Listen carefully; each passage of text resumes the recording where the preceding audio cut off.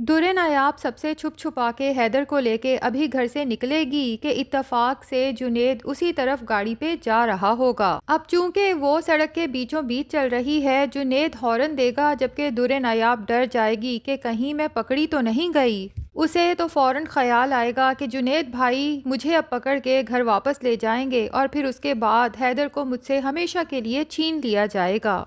अब जुनेद को तो पता ही नहीं कि ये औरत जो सड़क के बीचों बीच खड़ी है दरअसल दुर्रे नायाब है। वो तो गाड़ी से उतर के आता है कि इस औरत से कहूँ कि बीबी ज़रा साइड पे हो जाओ, लेकिन दुर्रे नायाब को देखता है हैदर के साथ तो उसे हैरत का झटका लगता है।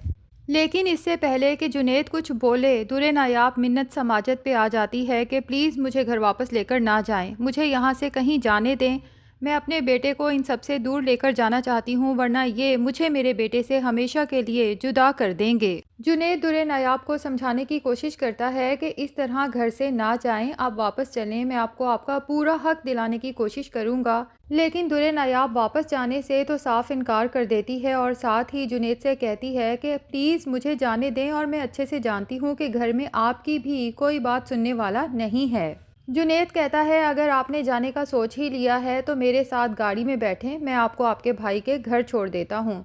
लेकिन दुर्रे नायाब कहती है कि मैं भाई के घर नहीं जाऊँगी क्योंकि मुझे अच्छे से पता है कि जब ये लोग देखेंगे कि हैदर घर पे नहीं है और मैं भी नहीं हूँ तो ये मुझे ढूंढते हुए सीधे भाई के घर जाएंगे। मैं फ़िलहाल किसी भी यतीम खाने या दारुल अमान में जाके पनाह ले लूँगी और फिर जब मेरा रिज़ल्ट आ जाएगा उसके बाद मैं अपनी जॉब करके अपने बेटे को बाआसानी पाल लूँगी। जुनेद कहता है आप एक काम करें, मेरे साथ गाड़ी में बैठें और फिर उसे लेकर अपने फार्म हाउस पे चला जाता है क्योंकि जुनेद को पता है कि फार्म हाउस का रुख तो अब घर वाले शाज़ो नादर ही करते हैं, बल्कि इस तरफ तो कई साल हो गए किसी का आना ही नहीं हुआ। दुर्रे नायाब से कहता है कि आप यहाँ बिल्कुल रिलैक्स और महफूज रह सकती हैं और तमाम मुलाजमीन को भी सख्ती से रोक देता है कि किसी को पता ना चले कि दुर्रे नायाब बीबी यहाँ पर हैं या मैं यहाँ पर आया था। क्योंकि जुनेद अच्छे से जानता है कि अगर दुर्रे नायाब खुद कहीं पनाह लेने के लिए जाएगी तो ये इतनी मासूम है कि इसे तो बाहर की दुनिया का कुछ पता ही नहीं और बाहर तो भेड़िए बैठे हैं जो औरत को नोच खाने के लिए तैयार होते हैं। इसलिए उसने सोच लिया है कि जब तक वो दुर्रे नायाब के राइट्स उसे दिलवा नहीं देता तब तक वो इसकी फार्म हाउस पे ही हिफाजत करेगा। जुनेद ये भी अच्छे से जान चुका है कि अब ये मामला घर में तय होने वाला नहीं रहा। जिस तरह से तानिया और जुनेद की मां दुर्रे नायाब के खिलाफ महाज खड़ा कर चुकी हैं, अब लीगली ही दुर्रे नायाब को उसका हक मिल सकता है। अब दूसरी तरफ जब सब लोग सुबह उठते हैं और देखते हैं कि हैदर घर से गायब है और साथ ही ये पता चलता है कि दुर्रे नायाब भी घर पे मौजूद नहीं है, तो बहुत ज़्यादा परेशान हो जाते हैं। पूरे घर में ढूंढने के बाद अब वो घर से बाहर दुर्रे नायाब को ढूंढने के लिए निकल पड़ते हैं। यहाँ निगार बेगम का ड्रामा भी देखने वाला होता है, जिसे अपने पोते से ज़रा बराबर भी लगाव नहीं है, लेकिन जावियार के सामने यूं शो कराती है जैसे उसे हैदर की बहुत फिक्र हो रही है। दुर्रे नायाब को बुरा भला कहते हुए कहती है कि पता नहीं मेरे पोते को लेकर कहाँ चली गई है।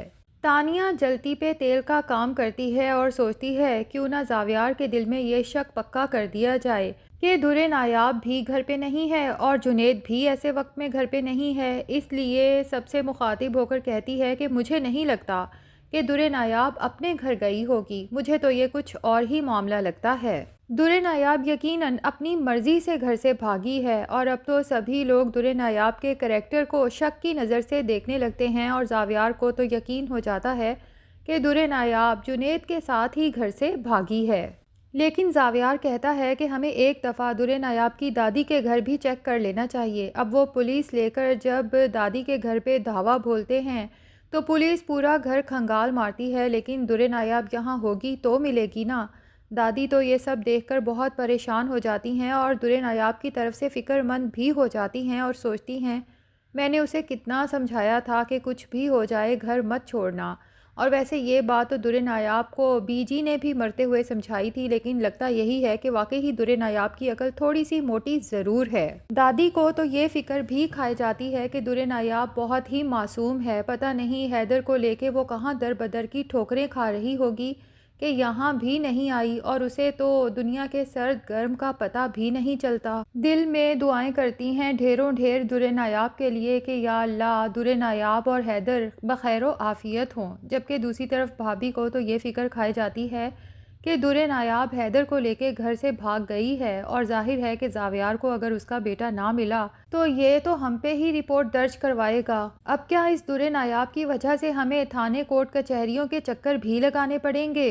पता नहीं कहाँ चली गई। अगर घर से भागना ही था तो कम से कम हमें एक दफ़ा एतमाद में तो लेती, हमसे पूछ ही लेती। अब दुरे नायाब को जावियार और बाकी सब लोग भी कॉल करने की कोशिश भी करते हैं, लेकिन जुनेद पहले ही उसका मोबाइल लेके डिस्पोज ऑफ कर चुका है और उसे ये भी मना कर देता है कि फ़िलहाल आप अपने घर में भी राब्ता ना करें, क्योंकि अगर किसी को भी पता चल गया कि आप यहाँ पर हैं तो वो बआसानी आपको ढूंढते हुए यहाँ पहुँच जाएंगे। दुरे नायाब के पास भी जुनेद की हर बात मानने के अलावा अब कोई रास्ता भी नहीं है। जुनेद अब इस इंतज़ार में है कि एक दफ़ा भाई और माँ दुरे नायाब और हैदर को ढूंढ ढूंढ के थक के बैठ जाएं तो उसके बाद ही जुनेद कोई ऐसा कदम उठाए कि दुरे नायाब को उस घर में उसका हक दिलवा सके। अब जुनेद जावियार को कॉल करके कहता है कि भाई भाभी का कुछ पता चला, जिस पे जावियार बहुत परेशानी के आलम में जुनेद से कहता है कि हमने तो पूरा शहर खंगाल मारा, पता नहीं उन्हें आसमान खा गया या ज़मीन निकल गई। मैं इस दुरे नायाब को छोड़ूंगा नहीं, इसकी वजह से मेरा बेटा भी दर बदर की ठोकरें खा रहा है।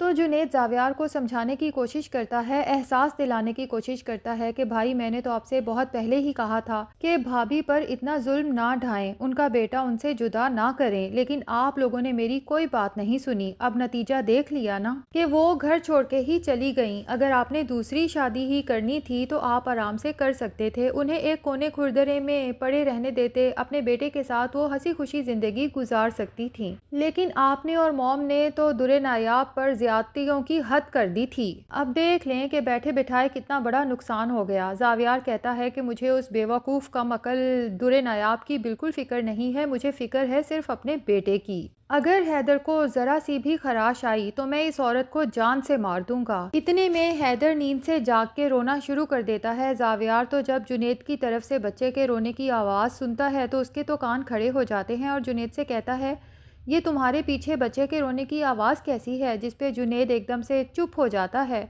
और फिर जावियार से कहता है कि भाई मैं आपसे घर आके बात करता हूँ। अब लगता तो यही है कि जुनेद एक दफ़ा फिर जावियार से झूठ बोलेगा और उसे कहेगा कि भाई दरअसल मैंने छुप के दूसरी शादी की हुई थी। तानिया का बर्ताव तो आप मेरे साथ देख ही चुके हैं, वो मुझसे तलाक चाहती है। दरअसल उसने मेरे साथ शादी सिर्फ आपके साथ आपके पास रहने के लिए की है, क्योंकि वो हमेशा से आपको पसंद करती है और अभी भी वो मुझसे तलाक लेके आपसे शादी की ख्वाहिशमंद है। जावियार को तो बहुत गुस्सा आएगा और जुनेद को समझाएगा कि अगर तुमने इतना बड़ा कदम उठाना था, ज़िंदगी का इतना बड़ा फ़ैसला करना था, तो घर में किसी को तो एतमाद में लिया होता और किसी को ना सही कम से कम तुम मुझे तो अपने साथ मिला सकते थे। तो जुनेद कहेगा भाई ये सारा मामला हम बाद में भी सेट कर सकते हैं, फ़िलहाल आपको भाभी के बारे में सोचना चाहिए। भाभी को इस घर में वो हक नहीं मिला जो एक बड़ी बहू का होता है, और फिर आपने भी उन्हें बहुत ज़हनी अजियत दी है और आप बड़े खुशकिस्मत हैं कि आपको दुरे नायाब जैसी लड़की मिली थी जो कि ना सिर्फ बाकिरदार है बल्कि अपने रिश्ते में मुखलिस भी है। तो नाजरीन क्या लगता है कि जावियार जुनेद के इस झूठ पे यकीन कर लेगा और दुरे नायाब के करैक्टर की तरफ से भी उसका दिल साफ़ हो जाएगा, या फिर ये सारा राज खुल के जावियार के सामने आएगा और उसे यकीन हो जाएगा कि तानिया जो कुछ कहती थी वही सच है और वो फाइनली दुरे नायाब को तलाक देके अपनी ज़िंदगी से आज़ाद कर देगा, जिसके बाद हो सकता है कि जुनेद ही दुरे नायाब का हाथ थाम ले। कमेंट सेक्शन में अपनी राय का इजहार ज़रूर करें और अगर हमारे चैनल पे नए हैं तो प्लीज़ चैनल को भी सब्सक्राइब कर लें।